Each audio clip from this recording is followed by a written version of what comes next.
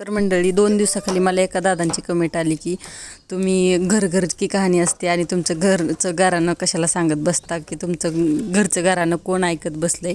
तर आम्ही जे व्लॉगर असतो ते कोणाला काही जबरदस्ती करत नाही.